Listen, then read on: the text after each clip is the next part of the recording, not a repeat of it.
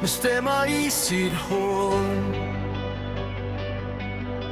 De larmer højt, de giver ham aldrig ro. Tankerne kører som et tog uden stop. Han prøver at bremse, men de giver ikke op. ADHD fylder det svært at stå stille. Verden går stærkt, og han prøver at følge.